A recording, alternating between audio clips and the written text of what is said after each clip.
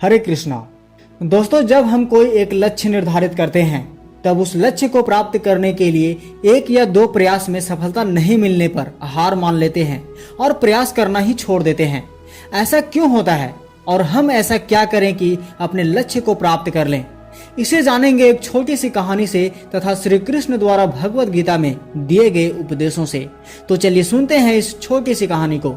एक समय की बात है, एक राज्य में एक प्रतापी राजा राज करता था। एक दिन उसके दरबार में एक विदेशी आगंतुक आया और उसने राजा को एक सुंदर पत्थर उपहार स्वरूप प्रदान किया। राजा वह पत्थर देख बहुत प्रसन्न हुआ। उसने उस पत्थर से भगवान विष्णु की प्रतिमा का निर्माण कर उसे राज्य के मंदिर में स्थापित करने का निर्णय लिया और प्रतिमा निर्माण का कार्य राज्य के महामंत्री को सौंप दिया। महामंत्री गांव के सर्वश्रेष्ठ मूर्तिकार के पास गया और उसे वह पत्थर देते हुए बोला, महाराज मंदिर में भगवान विष्णु की प्रतिमा स्थापित करना चाहते हैं। 7 दिवस के भीतर इस पत्थर से भगवान विष्णु की प्रतिमा तैयार कर राजमहल में पहुंचा देना। इसके लिए तुम्हें 50 स्वर्ण मुद्राएं दी जाएंगी। 50 स्वर्ण मुद्राओं की बात सुनकर मूर्तिकार खुश हो गया और महामंत्री के जाने के उपरांत प्रतिमा का निर्माण कार्य प्रारंभ करने के उद्देश्य से अपने औजार निकाल लिए। अपने औजारों में से उसने एक हथौड़ा लिया और पत्थर तोड़ने के लिए उस पर हथौड़े से वार करने लगा, किंतु पत्थर जस का तस रहा। मूर्तिकार ने हथौड़े के कई वार पत्थर पर किए, किंतु पत्थर नहीं टूटा। 50 बार प्रयास करने के उपरांत मूर्तिकार ने अंतिम बार प्रयास करने के उद्देश्य से हथौड़ा उठाया, किंतु यह सोचकर पत्थर पर प्रहार करने के पूर्व ही उसने हाथ खींच लिए कि जब 50 बार वार करने से पत्थर नहीं टूटा तो अब क्या टूटेगा। वह पत्थर लेकर वापस महामंत्री के पास गया और उसे यह कहकर वापस कर आया कि इस पत्थर को तोड़ना नामुमकिन है, इसलिए इससे भगवान विष्णु की प्रतिमा नहीं बन सकती। महामंत्री को राजा का आदेश हर स्थिति में पूर्ण करना था, इसलिए भगवान विष्णु की प्रतिमा निर्माण करने का कार्य गांव के एक साधारण से मूर्तिकार को सौंप दिया। पत्थर लेकर मूर्तिकार ने महामंत्री के सामने ही उस पर हथौड़े से प्रहार किया और वह पत्थर एक ही बार में टूट गया।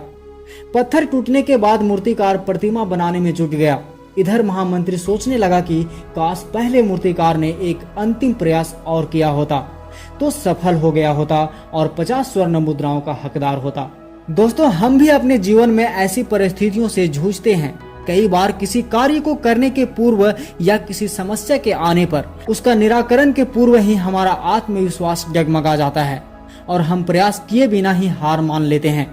कई बार हम 1-2 प्रयास में असफलता मिलने पर आगे प्रयास करना ही छोड़ देते हैं, जबकि हो सकता है कि कुछ प्रयास और करने पर कार्य पूर्ण हो जाता या समस्या का समाधान हो जाता।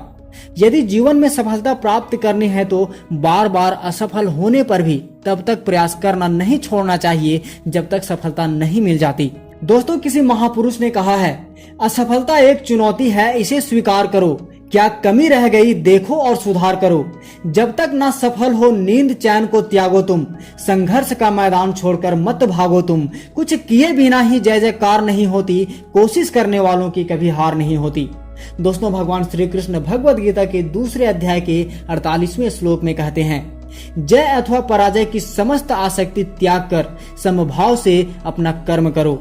अर्थात हमें हार या जीत मिले इसकी चिंता किए बिना ही हमें निरंतर अपना कर्म करते रहना चाहिए। दोस्तों, वीडियो कैसी लगी कमेंट जरूर करें। साथ ही वीडियो लाइक, शेयर और हमारे YouTube चैनल को सब्सक्राइब अवश्य करें। धन्यवाद। हरे कृष्णा।